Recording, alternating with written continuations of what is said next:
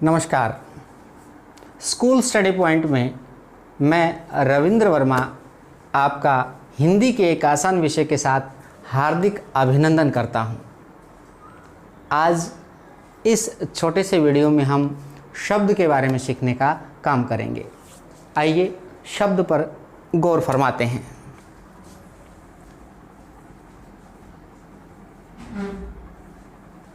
वैसे तो हम प्रतिदिन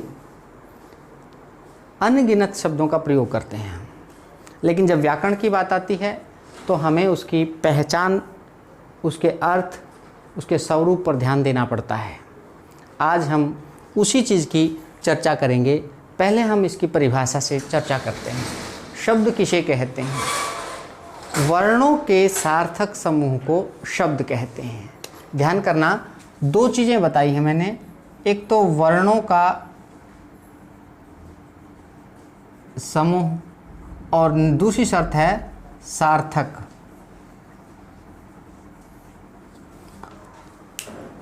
वर्णों का समूह से क्या अभिप्राय है? जैसे हम गेहूं का ढेर लगा देते हैं, गेहूं का समूह हो गया। जैसे हम कागज़ का ढेर लगा देते हैं, कागज़ का समूह होता है। लेकिन क्या उस कागज़ के ढेर को हम पुस्तक कह सकते हैं? नहीं कह सकते। इसी प्रकार गेहूं के ढेर को भी हम बोरी नहीं कह सकते। ठीक इसी प्रकार यहाँ वर्णों का समूह अगर हम इकट्ठा कर दें तो उसको शब्द नहीं कह सकते। विश्वास नहीं होता? अभी दिखा देता हूँ। देखिए, हमने वर्णों का समूह कर दिया। क, ट, प, ट, ल, क, च। बहुत सारे वर्ण हमने इकट्ठे कर दिए। इकट्ठे नहीं हुए हैं और आसानी से हो जाएंगे। हम इनको शिरो रेखा को मिला देते हैं। ये क्या है? क, ट, प, ट, ल, क, च। ये वर्णों का समूह है। क्या शब्द बना? नहीं बना। ये ठीक उसी प्रकार है जिस प्रकार कागजों का ढेर पुस्तक नहीं है। ऐसे ही यहाँ बहुत सारे बच्चे इस गलती में रहते हैं कि वर्णों के समूह को ही हम शब्द कहते हैं। ऐसा नहीं है। उसके साथ द्वितीय शर्त जुड़ी हुई है, वो है उसका सार्थक होना। यानी कि वर्णों का समूह तो हो, लेकिन उसमें अर्थ होना चाहिए। अर्थवान वर्णों का समूह, ऐसा कह सकते हैं, या वर्णों का अर्थवान समूह। परिभाषा क्या बनेगी? वर्णों के सार्थक समूह को शब्द कहते हैं। सार्थक कैसे? जैसे हमने यहाँ लिखा था क, फिर लिखा मैं, फिर लिखा ले। ये तीन वर्ण हैं, इनका हमने समूह बनाया। समूह बनाया कैसे? कमल, कमल। कमल अर्थ दे रहा है। कई अर्थ निकलते हैं कमल से। कमल फूल का भी नाम हो सकता है। कमल किसी बच्चे का नाम भी हो सकता है। तो इसका मतलब ये क्या है? सार्थक है। ये अपना अर्थ दे रहा है। ये हुआ हमारा शब्द।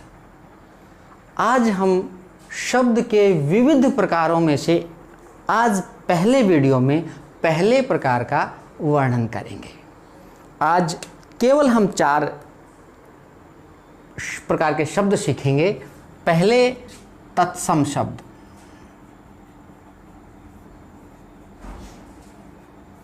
नंबर 2 तद्भव शब्द।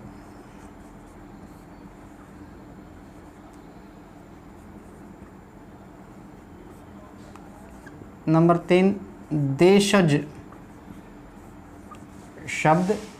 और चौथा है विदेशज।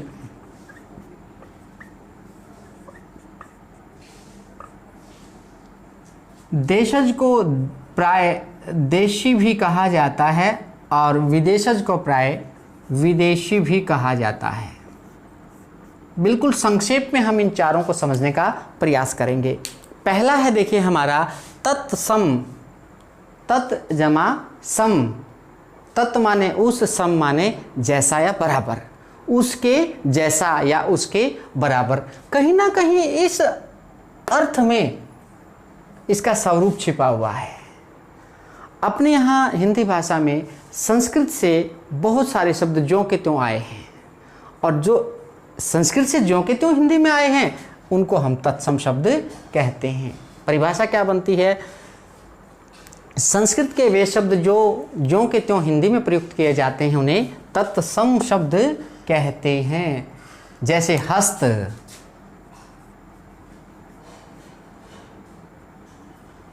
जैसे कर्म।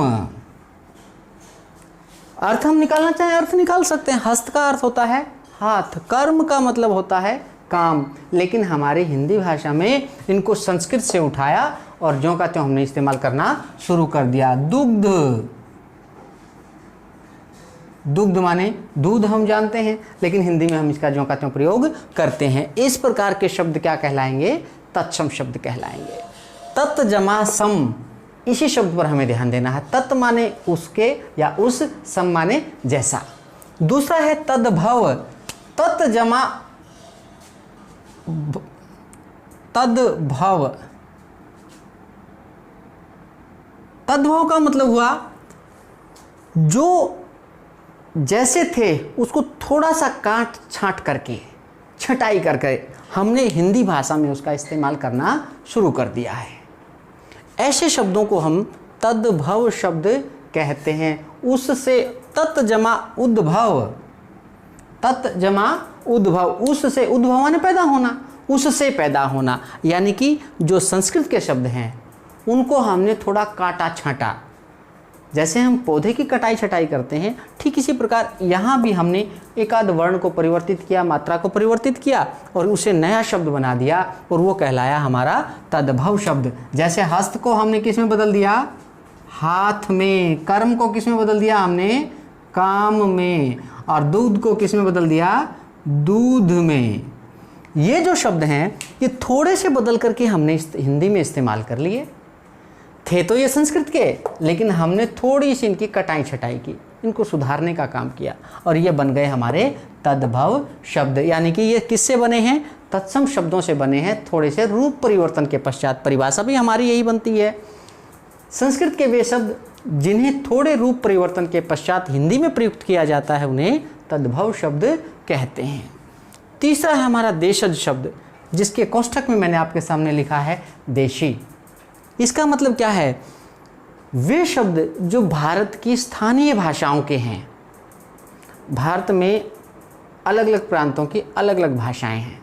उन भाषाओं में कुछ ऐसे मजबूत शब्द सामने आ जाते हैं जो पूरे हिंदुस्तान में समझ लिए जाते हैं, हिंदी भाषा में प्रयोग कर लिए जाते हैं। ऐसे शब्द क्या कहलाते हैं? देशज। देश जमा अज, अज माने पैदा होना, जो देश में पैदा हुए हैं, यानी कि कोई हरियाणवी से, कोई पंजाबी से। इस प्रकार के शब्द किस में आ गए?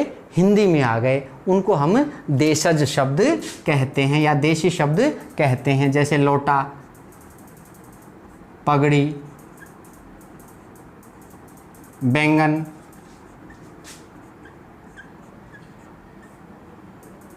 खोखो। ये जो शब्द हैं ये स्थानीय भाषाओं के हैं। वर्तमान में आप लोग अक्सर देखते हैं पंजाबी का कुड़ी शब्द है, मुंडा शब्द है, पूरे हिंदुस्तान में गीतों के माध्यम से फेमस हो गया है, प्रसिद्ध हो गया है और उसका लोग अर्थ भी समझते हैं। हम उसको किस श्रेणी में रख लेंगे? आगे चलकर देशज की श्रेणी में रख लेंगे। यहाँ मैंने उदाहरण लिखा, लोटा एक बर्तन होता है, पगड़ी सिर पर बांधी जाती है, बैंगन एक सब्जी होती है और खों ये एक आवाज़ आती है कुत्ते की, भौं भौं से अलग। तो इन शब्दों को हम स्थानीय भाषाओं से उठाकर किस में ले आए हैं? हिंदी में। इसलिए हम इनको क्या कहते हैं? देशज शब्द। चौथा और अंतिम है इसमें विदेशज। विदेशज का मतलब होता है विदेश जमा अज, जो विदेशों में पैदा हुए हैं, लेकिन क्या हुआ? उनको हिंदी भाषा ने ग्रहण कर लिया। संसार की सबसे शालीन और हृदयग्राही भाषा के रूप में हिंदी को जाना जाता है, जो बड़ा मित्रता का भाव रखती है। चाहे कैसा भी शब्द इसको मिल जाए ये अपने अंदर समाहित कर लेती है। जैसे सागर अनेक नदियों को, चाहे वह कहीं से भी आती हो, विषैली है, प्रदूषित है, पवित्र है, स्वच्छ है, निर्मल है, विदेशी है, भारत की है, चाहे कैसी भी है, उसको वो अपने अंदर मिला लेता है और अपने जैसा बना लेता है। ठीक इसी प्रकार हिंदी भाषा ने भी विदेशी भाषाओं के अनेक शब्दों को अपने अंदर समेट लिया है। और ऐसे शब्द क्या कहलाते हैं? विदेशज शब्द कहलाते हैं। अपने यहाँ अंग्रेजी के, तुर्की के, अरबी के, फारसी के, चीनी के, पुर्तगाली भाषा के बहुत सारे शब्द हैं जो हिंदी में इस्तेमाल किए जाते हैं। इनको हम क्या कहते हैं? विदेशज शब्द। जैसे बस, अंग्रेजी का शब्द है लेकिन हम इस्तेमाल करते हैं अखबार, चाय। ये जो शब्द हैं ये हिंदी भाषा के नहीं हैं, मगर हिंदी भाषा में आ गए और आराम से धड़ल्ले से इनका प्रयोग हम कर रहे हैं। इनको हम क्या कहेंगे? विदेशज या विदेशी शब्द। तो ये 4 प्रकार के शब्द हमने किए। इन 4 प्रकार के शब्दों में जितना प्रयोग हम हिंदी में करेंगे उतनी ही हमारी भाषा ये समृद्ध होती जाएगी। उम्मीद करता हूँ आपको ये बहुत कम समय में बताए गए शब्द के 4 प्रकार कौन कौन से, तत्सम, तद्भव, देशज और विदेशज, ये आपको अच्छी तरह से समझ में आए होंगे। आपको अगर ये अच्छा लगे तो वीडियो को लाइक करें, शेयर करें, चैनल को सब्सक्राइब करें और अपने मित्रों को बताएं। ध्यान से पढ़ने के लिए, ध्यान से देखने के लिए और ध्यान से सुनने के लिए आप सभी का बहुत बहुत हार्दिक धन्यवाद।